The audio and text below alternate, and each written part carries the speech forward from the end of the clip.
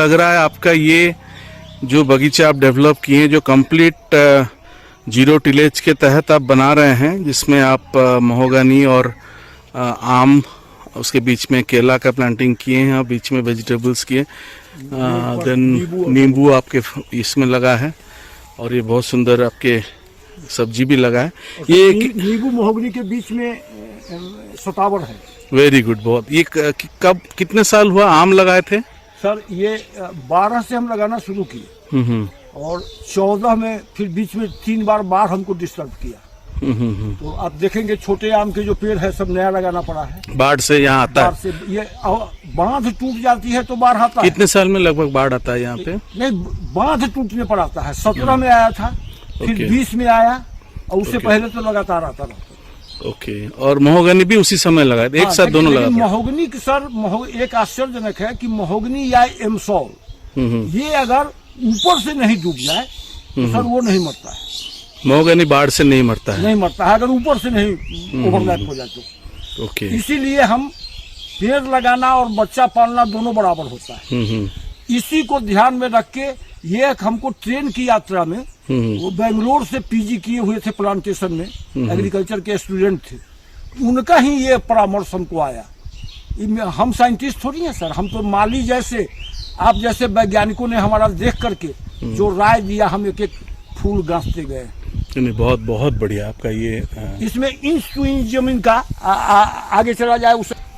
ये आपका पूरा बगीचा ऑर्गेनिक है ना? ये इसमें कोई इंसेक्टिसाइड मतलब आप केमिकल? न कोई केमिकल फर्टिलाइजर, न पेस्टिसाइड। बहुत बढ़िया।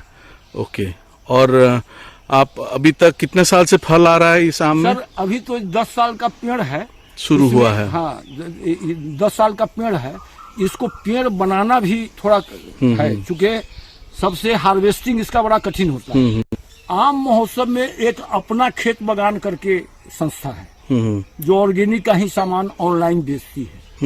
उनके कारण से ही पिछले साल 70 किलो हमारा बिका था 300 रुपए किलो, और शायद 12 या 14 4 किलो का बक्सा होता है। 16 किलो आम जो भेजे थे बाहर तो 600 रुपए किलो। लेकिन शेष जो आम बचता है हम तो यही 40 रुपए 50 रुपए किलो बेचते हैं। मार्केटिंग चैन हमारे पास नहीं है, इसलिए हीरा लेके भी अगर हम घूमेंगे तो इसको डेवलप करने में लगे हैं। एपीडा इस बार मेरा फलन ही नहीं हुआ, नहीं तो पिछली बार राजभवन में हमारे इस प्रोजेक्ट को बहुत एक्सपोजर मिला था, लेकिन लीजर ईयर ये था। IIHR से हम सब मटेरियल भी मंगाए थे अपना। इस बार कोई ये पंचगव्य या ब्रह्मास्त्र या निमास्त्र सब का प्रयोग नहीं किए थे। इसमें केवल ट्राइकोडर्मा सूडोमोनास के साथ बर्मी मैंने दिया था और सब कंसोर्टिया ये सब मंगाए थे वहाँ, लेकिन फ्लावरिंग में नहीं हुआ। तो 2 साल एक्सपायरी डेट उस दवा का है।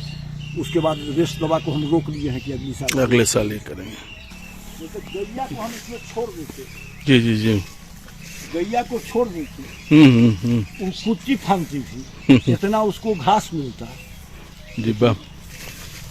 ये आपका जो कंसेप्ट एक बिलीफ है कि मिट्टी को डिस्टर्ब नहीं करना है, घास को हटाना नहीं है, ये बहुत बड़ा चीज लेके आप चल रहे हैं। नहीं, इसको जब ये सूख जाएगा ना सर तो इसको हम ब्रश कटर से कटवाएंगे। इसका पेड़ के नजदीक या केला के नजदीक हम मल्चिंग इस बार ये प्रयोग करना चाह रहे हैं। जरूर जरूर इसको कीजिए। लेकिन हम तो किसान हैं, मेरी सीमा सर सीमित है, उम्र भी हम अंतिम पड़ाव पर है। अब देखिए क्या रिजल्ट आता है। साहिब साहब, रियली मुझे तो ये इतना सुंदर लग रहा है आपका ये जो बगीचा आप डेवलप किए, जो कंप्लीट